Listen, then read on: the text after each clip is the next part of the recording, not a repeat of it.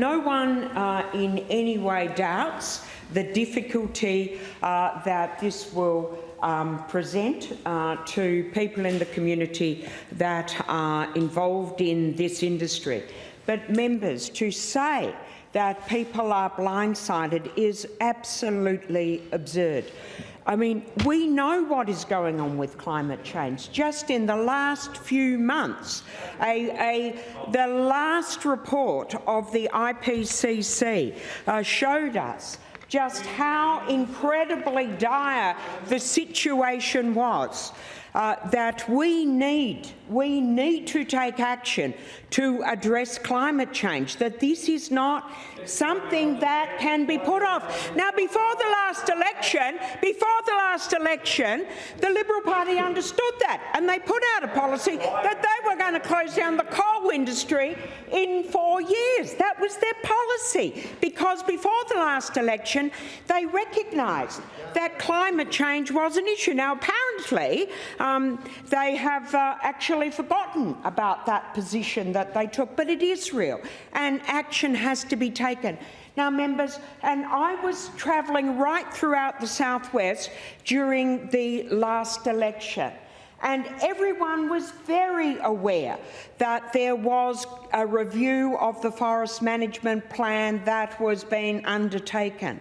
And I want to contest the proposition of the Honourable Steve Martin that this is something that we're doing to play to the suburbs. No, that was David Honey's plan and Zach Kirkup's plan to save some of the furniture around South Perth the last election.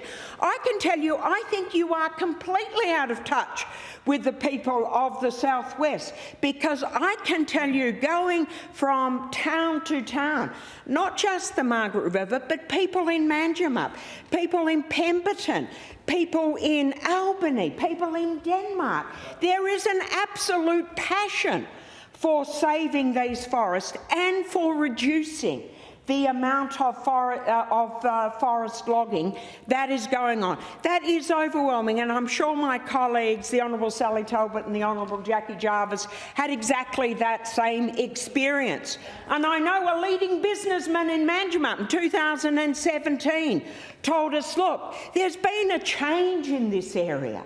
He said 2001, yeah, everyone hated the Labor Party because they'd shut down logging in old growth forests. But you know what? Now people think that that was the right thing. It took a period of adjustment.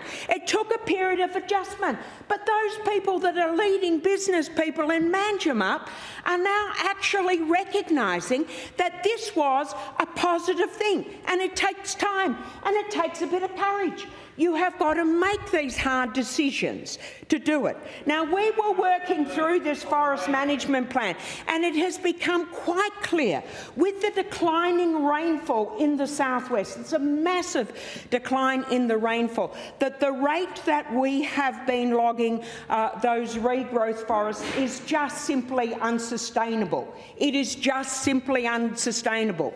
And our decision of our government was to come clean as early as possible, as soon as we became conscious of that, of where the evidence was coming through that this was unsustainable, that we were going to take action to deal with it. We weren't going to let this thing limp on, a little bit here, a little bit here. We said, this is not sustainable. We need to deal with it. We need to fix this thing up. And we are absolutely aware that there will be an impact for those people down there.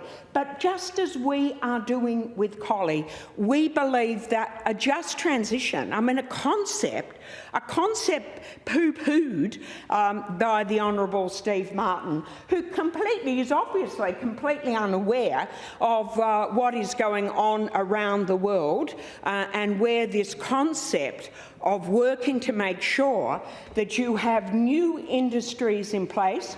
When there is to be a structural adjustment, that you need to have those new industries in place.